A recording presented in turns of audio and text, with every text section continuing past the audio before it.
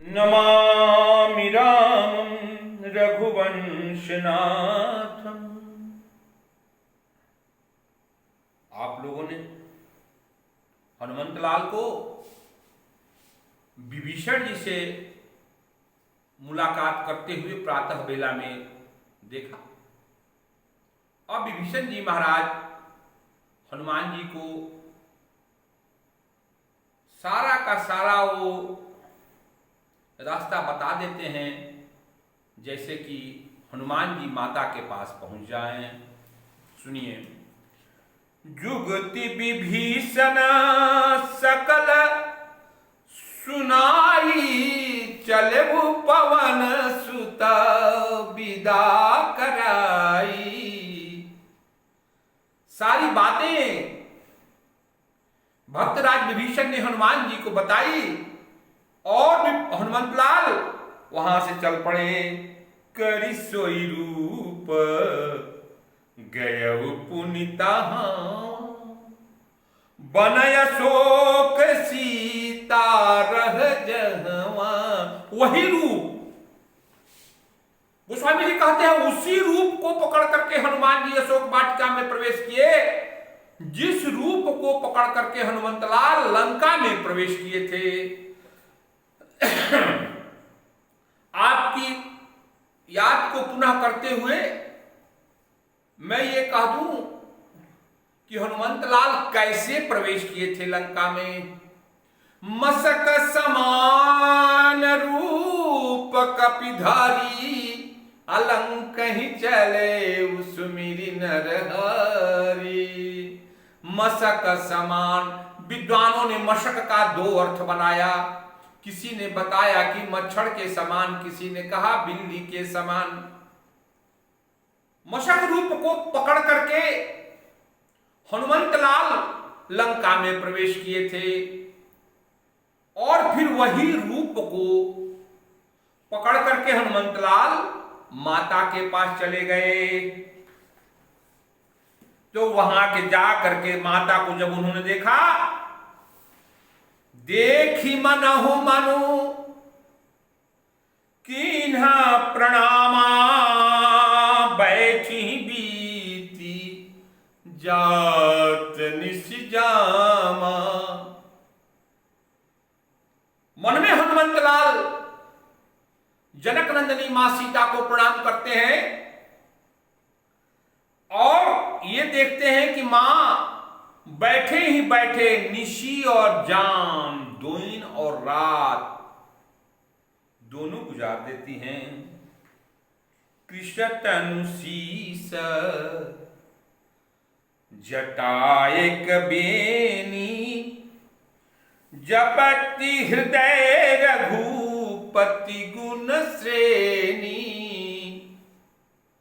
कृष्ण शीस, कृष्ण मने शरीर मां का दुबला हो गया है। कृष्ण शीसा और सर पर जटा एक बेनी। पहले औरतें एक बेड़ी रखती थी अपने सिर पर, अब दो रखती हैं। मां के सर पर सारे केस एक लट में बांधे हुए हैं, शरीर से कमजोर हो गई हैं और कर का रही हैं, जपत हृदय रघु पति गुण सेनु। नीलांबु श्यामल कोमलांगम सीता, समारोपित वाम भागम। पाणो महासायक चारु चापम, नमामि रामं रघुवंशनाथम। मां को प्रणाम करने के बाद हनुमंतलाल प्रभु को प्रणाम करते हैं। क्यों? कि मां सरकार के गुणों को याद करती हैं, सरकार के गुणों को याद करती हैं, सुमिरन करती हैं। और बैठी कैसी हैं? निज पद नयन दिए मना, राम पद कमल लीने। परम दुखी भा पवन सुता, देखी जानकी दीन। निज पद नयन। मां बैठी हैं तो उनकी आंख अपनी पैरों को देखती है। निज पद नयन दिए मना। मन कहां है? राघवेंद्र सरकार के चरण कमल। प्रभु के चरण कैसे हैं? कमल के समान। प्रभु के चरण कमल को देख रही है माता। किससे? मन की आंख से। और दैहिक आंख से अपने चरणों को देखती हैं। अर्थ स्पष्ट हुआ? मन कहां है? राघवेंद्र के चरण कमल में है। और अपना आंख कहां है? अपने पैरों पर है। मां की इस अवस्था को देख करके हनुमंत लाल बहुत ही दुखित हुए। तरु पल्लव महु रहा लुकाई, करो विचार करो का भाई। तरु पल्लव पेड़ के पत्तों के में छिप करके हनुमंत लाल बैठे हैं और विचार कर रहे हैं कि मैं क्या करूं। तेहि अवसर रावण कह आवा, असंग नारी बहु किए बनावा। देखिए, लंका में प्रवेश करते हैं तो लंकनी को पता लग जाता है।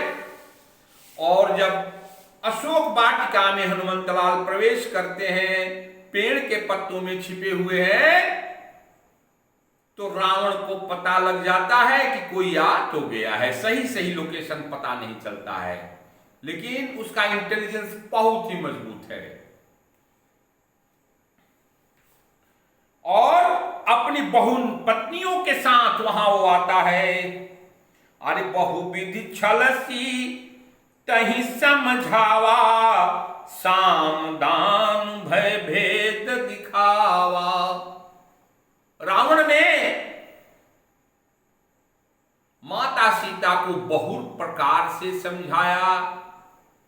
पहले तो साम समझौता करने की कोशिश किया, फिर दान। कहा मैं तुमसे प्यार करता हूं, मैं सोने की लंका में रहता हूं, मेरी पटरानी बनने के लिए तो कितने लोग तरसते हैं, तुम भी बन जाओ। दान, मेरे ऐश्वर्य को देखो, जिन बाजुओं से, जिन बाजुओं पे मैं कैलाश पर्वत को उठा लिया था, जिन बाजुओं के बीच में पिस करके अनेकों गंधर्व वीर राक्षस मारे गए, उन बाजुओं को अपने गले में लगा लो जनक नंदनी सीते। जिस बनवासी राम की तुम याद में खोई हो, उसे पता क्या, फिर आएगा भी कैसे। जिसके पैर में जूते तक नहीं है, खड़ाऊ तक नहीं है, और माता पिता ने तो नालायक समझ करके बाहर निकाल दिया। सामदान भय भेद दिखावा, पुरुष प्रकृति का। पुरुष प्रकृति का भेद कौन करता है? राक्षस करता है। प्रकृति क्या है? ये हमारे पेड़ पौधे, धरती, पानी, आसमान, बादल, पहाड़, ये हमारी प्रकृति है।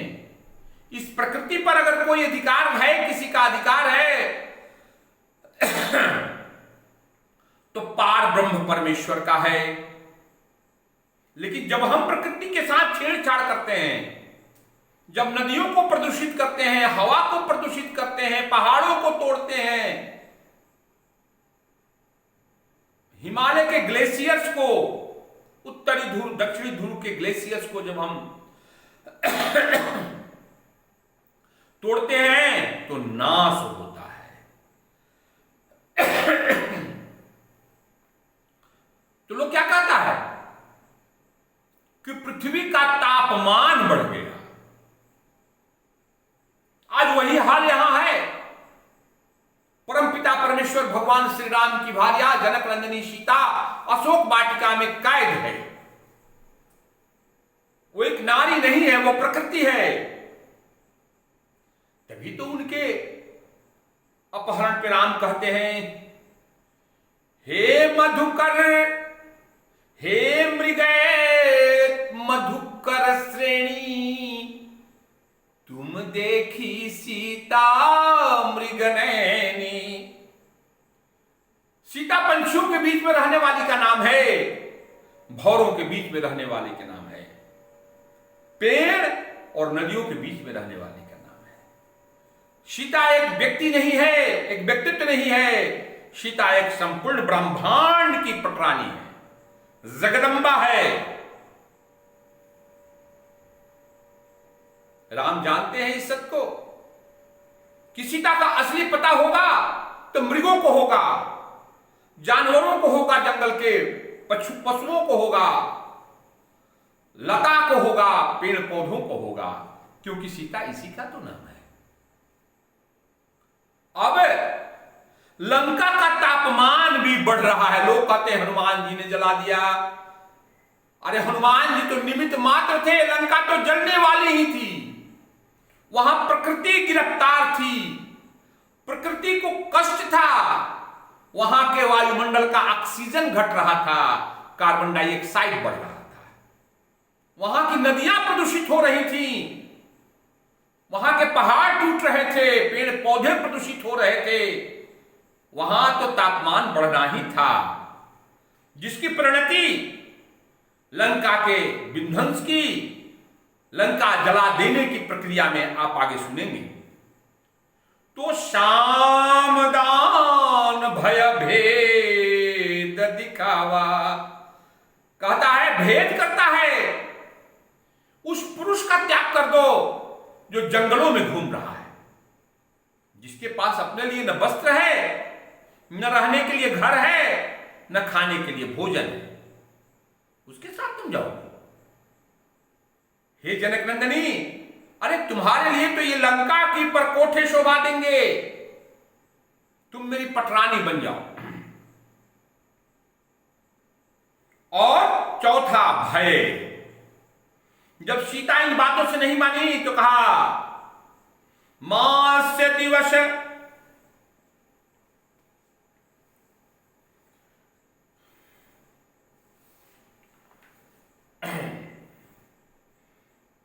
तीर्ण धरि ओट कहत बैदेही, सुमिरी अवधपति परम स्नेही, सुनु दशमुख खाद्योत प्रकाशा, कबुहि किनलनी करई विकासा।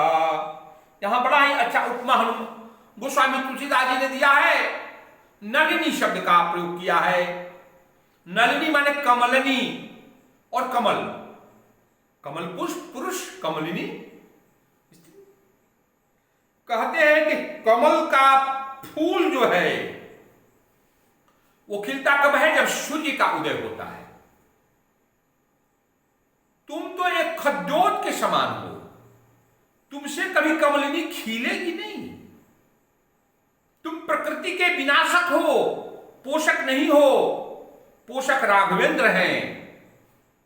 भगवान सूर्य के किरण से जैसे कमल का फूल खिलता है, कमलिनी खिल जाती है, ठीक उसी तरह से हमारे लिए राघवेंद्र सरकार हैं।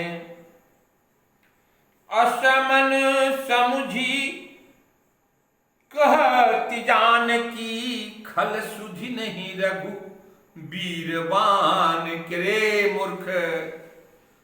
तुम मुझे प्रलोभन दे रहा है, तुम मुझे भय दे रहा है, लेकिन तुम्हें पता है राघवेंद्र के एक बाण तेरे प्राणों को हर लेंगे।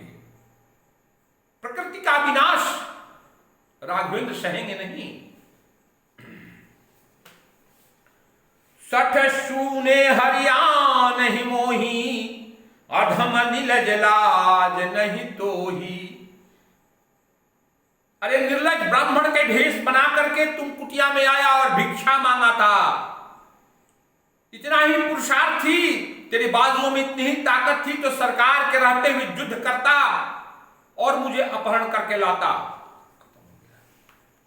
तब तू मुझे अपहरण करके लाता, आप निशुनि खट्योत समा राम ही भानु समान। परुख बचन सुनी काढ़ियसी बोला अति खिसियान। सीता तै मम कृत अपमाना कटि हूँ तव सिर कठिन कृपाना। ना ऐसी ते तिना तूने मेरा अपमान किया है, हे खड़क इसके सर को काट दो। ना ही तु सपदि मानु मम बानी सुमुखी हो इनत जीवन हानि। ऐ सुमुखी मेरी बातों को मानो, वरना तुम जीवन से हाथ धो बैठोगी। श्याम सरोज दाम सम सुंदर प्रभु भुज करी कर सम दश कंधर। शो भुज कंठ की अस तवि घोरा सुनु सठ असे प्रवान पन मोरा। ऐ मूर्ख तू सुन ले, हाथी के गज के मुख सूंड के समान वो बलिष्ठ बलवान हाथ राघवेंद्र के मेरे गले पड़ेंगे या तुम्हारा खड़ग मेरा सर काट लेगा। मुझे सर कटने की कोई चिंता नहीं है।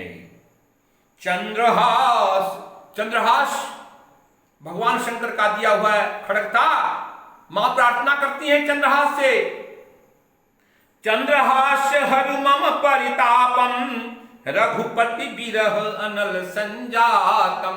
ये चंद्रहास मेरे कष्ट को हरण कर दो, मैं राघवेंद्र के विरह में जल रही हूं।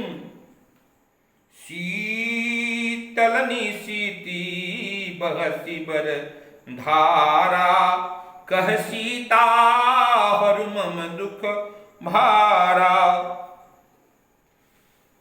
कहती है मां, हे चंद्रहास तुम मेरे कष्टों को दूर कर दो, मैं तो कुछ खुद ही कष्ट में हूं।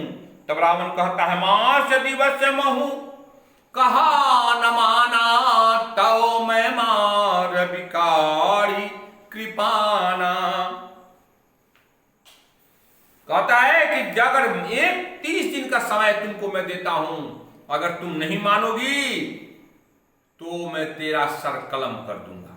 उसके गुप्तचरों ने यह सूचना तो दी थी कि कोई आने का उम्मीद है, कोई आया है, लेकिन ये नहीं दिया था कि हनुमंत लाल आए थे।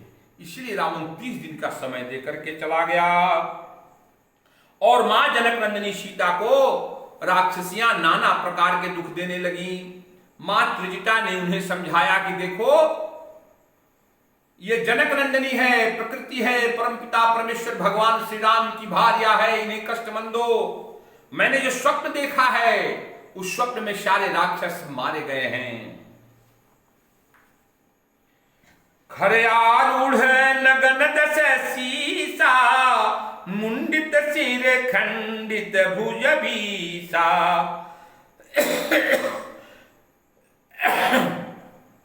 यह सपना में कहूं पुकारी हो ही सत्य गए दिन चारी। अरे मैंने जो सपना देखा है, रावण का सर मुड़ा हुआ है और गड्ढे पर आसीन है और वो दक्षिण दिशा में जा रहा है। जानते हैं गड्ढा किसका सवारी है? मां का सवारी है। कौन मां का? मनसा देवी का। मां मनसा इसको अपने लोक में बुला ली है क्योंकि इसने भगवती सीता का अपमान किया है। गड्ढे पर सवार होकर के रावण दक्षिण दिशा की ओर जा रहा है और उसका 10 सिर मुड़ा हुआ है। यह सुनते ही सारी की सारी राक्षसियां जहां तहां चली गई और जनक नंदिनी सीता से कहती हैं कि अब रावण का यह वचन हमसे सहा नहीं जाता है। तुम हे त्रिजटा मां आग का उपाय करो, मैं उसमें जल मरूंगी। आकाश से वो तारों को कहती है कि तुम आ जाओ और मेरे लिए अग्नि बन जाओ। कहीं से आग नहीं मिलता है। कह सीता विधि भाव प्रतिकूला मिल ही न पावक मिट ही न सूला। मां कहती है कहीं से आग नहीं मिल पाता है जिससे कि मेरे अंदर में जो सूल है, जो दर्द है, जो वेदना है वो खत्म हो जाए। पावक मैं असी सब तन आगी, मानहु मोहि जानी हत भागी। हनुमंत लाल ये सारा सब सुन रहे थे। और कपि कर हृदय विचार, दीन मुद्रिका डारि तब, जनु अशोक अंगार दिन हरख उठ कर गए। माता सीता की विकलता को देख करके हनुमान लाल से रहा न गया और पेड़ के पत्तों में छिपे हुए हनुमान जी ने वो अंगूठी गिरा दिया। मां ने सोचा कि अशोक पेड़ ने मेरे लिए अग्नि दिया है। आगे की कथा बाद में। जय श्री राम।